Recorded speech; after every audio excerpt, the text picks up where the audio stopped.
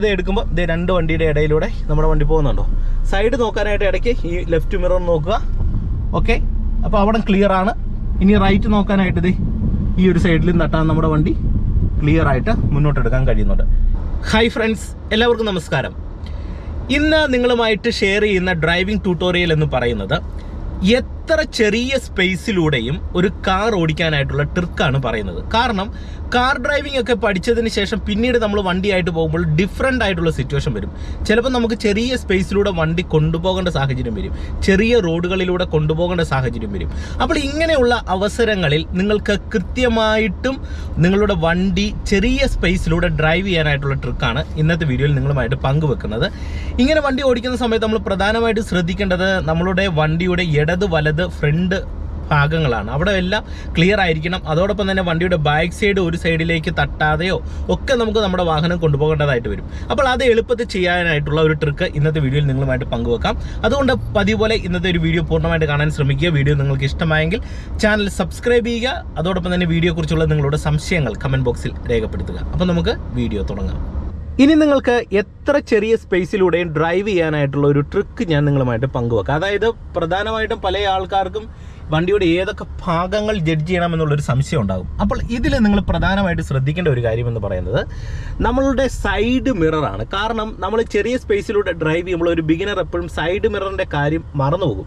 അതുകൊണ്ട് തന്നെ side mirror ചിലപ്പോൾ സൈഡിലൂടെ യാത്ര ചെയ്യുന്ന യാത്രക്കാരെയൊക്കെ തട്ടാനായിട്ടുള്ള സാധ്യതകൾ കൂടുതലാണ്, അല്ലെങ്കിൽ സൈഡിലുള്ള ഒബ്ജക്റ്റുകളെ തട്ടാനായിട്ടുള്ള സാധ്യതകൾ കൂടുതലാണ്. അപ്പോൾ ഈ സൈഡ് മിററിൻ്റെ ആ ഒരു നീളവും കൂടെ നമ്മൾ എപ്പോഴും നമ്മുടെ മൈൻഡിൽ ഒന്ന് ഓർത്ത് വെക്കാനായിട്ട് ശ്രമിക്കുക. ഇനി ഇടത് വലത് ടയറുകൾ നമുക്ക് എങ്ങനെ മനസ്സിലാക്കാം? അത് വളരെ സിമ്പിളാണ്. നിങ്ങളുടെ വണ്ടിയുടെ ഈ ഒരു എ പില്ലർ ഉണ്ടല്ലോ, ഈ എ പില്ലറിനോട് ചേർന്നത് ഇവിടെയാണ് നമ്മളുടെ ഇടത്തെ സൈഡിലെ ടയർ വരുന്നത്. ഓക്കെ, റൈറ്റ് സൈഡിലെ ടയർ വരുന്നതും ഈ ഒരു ഭാഗത്ത് താഴെയാണ്. അപ്പോൾ ഡ്രൈവ് ചെയ്യുന്ന സമയത്ത് നിങ്ങൾ പ്രധാനമായിട്ടും ശ്രദ്ധിക്കേണ്ടത് നിങ്ങളുടെ ഒരു നോട്ടം ഇങ്ങനെ പോവുക, ഒപ്പം തന്നെ ഇങ്ങനെ പോവുക. ഇതാണ് പ്രധാനപ്പെട്ട ഒരു കാര്യം. കാരണം നമ്മൾ ഡ്രൈവ് ചെയ്ത് ഓരോ ഒബ്ജക്റ്റിനോട് അടുത്ത് വരുന്ന സമയത്ത് നമ്മുടെ നോട്ടം ഇങ്ങനെ പോയെങ്കിൽ മാത്രമേ സൈഡിലുള്ള മിററിൽ തട്ടുമോ എന്നുള്ളത് നമുക്കറിയാൻ കഴിയത്തുള്ളൂ. ഇനി അങ്ങനെ നോക്കുമ്പോൾ തന്നെയുള്ള ഒരു ഗുണമെന്ന് പറയുന്നത് നമ്മുടെ ഒരു നോട്ടം ഇങ്ങനെ പോകുമ്പോൾ വണ്ടിയുടെ ബാക്ക് സൈഡ് നമുക്കിത് ഇത്തരത്തിൽ മിററിലൂടെ നമുക്ക് കാണാനായിട്ട് കഴിയും. അപ്പോൾ രണ്ട് ഗുണങ്ങളാണ്. ഈ ഒരു സൈഡ് നമുക്ക് പ്രോപ്പറായിട്ട് ജഡ്ജ് ചെയ്യാം, വണ്ടിയുടെ ബാക്ക് സൈഡും പ്രോപ്പറായിട്ട് കണ്ട് തന്നെ ഡ്രൈവ് ചെയ്യാനായിട്ട് കഴിയുന്നതാണ്. ഇനി അതുപോലെ തന്നെ ഞാൻ ഒരുപാട് വീഡിയോകളിൽ പറഞ്ഞു തന്നിട്ടുള്ള ഒരു കാര്യമാണ്, ലെഫ്റ്റ് സൈഡ് ജഡ്ജ് ചെയ്യുന്ന സമയത്ത് നമ്മളെപ്പോഴും നമ്മുടെ സ്റ്റിയറിംഗ് വീലിൻ്റെ ഈ ഒരു ഭാഗം കണക്ക് കൂട്ടി നമ്മളുടെ ഇടത്തെ ടയർ ജഡ്ജ് ചെയ്യുക. ഇത് നമ്മൾ ജഡ്ജ് ചെയ്യുന്നത് ദീർഘദൂരമാണ്. ഇപ്പോൾ ഇവിടെ നിങ്ങൾ നോക്കുക, മുന്നിലായിട്ടൊരു പോസ്റ്റ് ഉണ്ട്. ഞാൻ ഇവിടുന്ന് ഇപ്പോൾ ഈ വണ്ടി എടുത്തു കഴിഞ്ഞാൽ കൃത്യമായിട്ട് ആ പോസ്റ്റിൽ തട്ടും. കാരണം എൻ്റെ ഈ കൈ വെച്ചേക്കുന്നത്, അതായത് ഈ ഡാഷ്ബോർഡിൻ്റെ സെൻറ്റർ ഭാഗം കഴിഞ്ഞ് ഈ പോസ്റ്റ് എന്ന് പറയുന്ന ഒബ്ജക്റ്റ് ഇവിടെയാണ് നിൽക്കുന്നത്. അപ്പോൾ നമ്മൾ മുന്നോട്ട് എടുക്കുമ്പോൾ തട്ടും.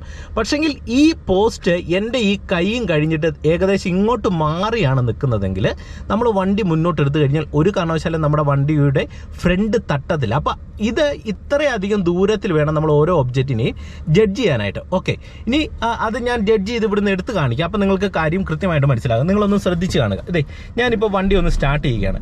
ഇപ്പം ഞാൻ ഈ ഒരു ഒബ്ജക്റ്റ് വെച്ചിട്ട് നേരെ വണ്ടി മുന്നോട്ട് എടുക്കുകയാണ്. നിങ്ങൾ നോക്കുക, ഞാനിതേ കൃത്യമായിട്ട് ഫസ്റ്റ് ഗിയർ കൊടുക്കുന്നു.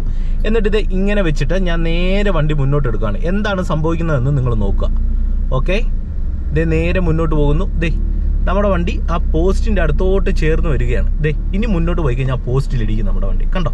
ഇപ്പോൾ കറക്റ്റ് നിങ്ങൾ നോക്കിക്കേ, നമ്മുടെ ഈ കൈയും കഴിഞ്ഞ്, അതായത് സ്റ്റിയറിംഗ് വീല് വെച്ച് നമ്മളിങ്ങനെ നോക്കുമ്പോൾ ദേ ഈ ഒരു ഭാഗത്താണ് ആ പോസ്റ്റ് ഉള്ളത്. ഇനി വീണ്ടും റിവേഴ്സ് എടുത്തിട്ട് നിങ്ങളെ കാണിക്കാം. അപ്പോൾ നിങ്ങൾക്ക് ലെഫ്റ്റ് ടയർ ജഡ്ജ് ചെയ്യാനായിട്ട് എളുപ്പത്തിൽ സാധിക്കും. നിങ്ങൾ ശ്രദ്ധിച്ച് കാണുക. ഓക്കെ, ഇപ്പോൾ നമ്മുടെ പോസ്റ്റ് ഈ ഒരു ഭാഗത്ത് നിൽക്കുന്നു. ഫസ്റ്റ് ഗിയർ കൊടുക്കുന്നു. ഓക്കെ, ഞാൻ സ്റ്റിയറിംഗ് വലത്തെ സൈഡിലേക്ക് ഒന്ന് തിരിച്ചു കൊടുക്കുകയാണ്. നിങ്ങൾ നോക്കുക, ഞാൻ ഫുൾ ഒടിച്ച് ലോക്ക് ചെയ്തു. എന്നിട്ട് കൈ ഇത് ഇങ്ങനെ വെക്കുന്നു. ഇങ്ങനെ വെച്ചിട്ട് ഞാൻ വണ്ടി എടുക്കുകയാണ്. നിങ്ങൾ നോക്കുക, ഇപ്പം നമ്മുടെ വണ്ടി ഇതേ ആ പോസ്റ്റ് കണ്ടോ? ഇതേ ഇപ്പം ഞാൻ വലത്തോട്ട് പിടിച്ച് വയ്ക്കുന്നതുകൊണ്ട് പോസ്റ്റ് ഇപ്പോൾ സെൻറ്ററിൽ വന്നു.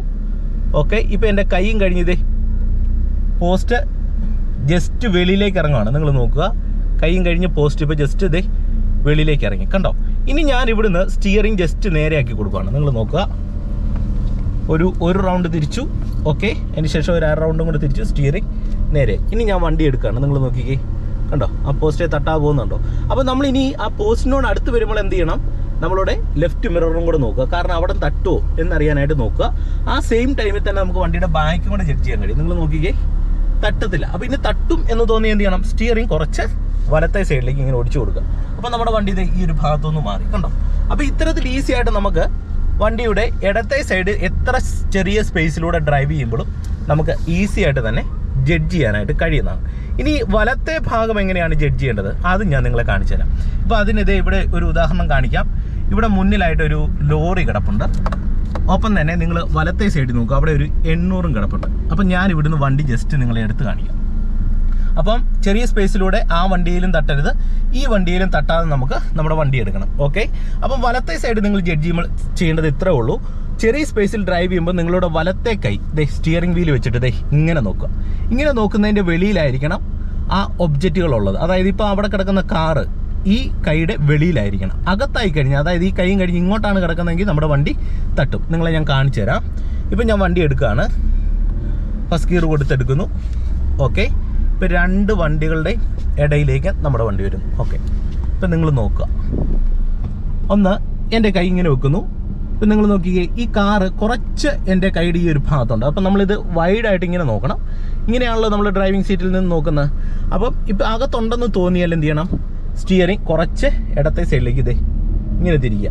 ഓക്കെ, എന്നിട്ട് വീണ്ടും നോക്കിയേ. അപ്പം നമ്മളിത് എപ്പോഴും ഇങ്ങനെ കൈവച്ച് നോക്കാൻ പറ്റത്തില്ല. അതിന് ജസ്റ്റ് സ്റ്റിയറിംഗ് ഇങ്ങനെ വെച്ച് നോക്കിയാൽ മതി. ഇതുണ്ടോ, എന്നിട്ട് നേരെ മുന്നോട്ട് എടുക്കുക.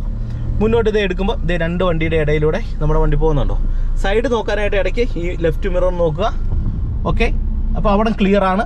ഇനി റൈറ്റ് നോക്കാനായിട്ട് ഈ ഒരു സൈഡിൽ നട്ടാൻ നമ്മുടെ വണ്ടി ക്ലിയർ ആയിട്ട് മുന്നോട്ട് എടുക്കാൻ കഴിയുന്നുണ്ട്. ഇനി നമ്മൾ ചെറിയ സ്പേസിൽ ഡ്രൈവ് ചെയ്യുമ്പോൾ ഇപ്പം തന്നെ നിങ്ങൾ നോക്കുക, ഇവിടെ ചെറിയൊരു സ്പേസ് ആണ്.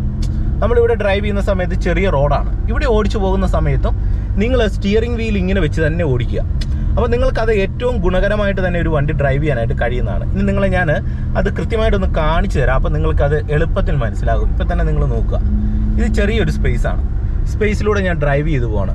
അപ്പോൾ എൻ്റെ സ്റ്റിയറിംഗ് വീൽ വെച്ചിട്ടാണ് ഞാൻ നോക്കുന്നത്. ഇടത്തെ ഭാഗത്തിൻ്റെ ഈ ഒരു ഭാഗം നോക്കുന്നു, എൻഡ് നോക്കുന്നു, റൈറ്റും നോക്കുന്നു. കണ്ടോ, അപ്പോൾ നമുക്ക് പ്രോപ്പറായിട്ടുള്ള ഒരു ജഡ്ജ്മെൻ്റ് ആണ് നമുക്ക് ലഭിക്കുന്നത്.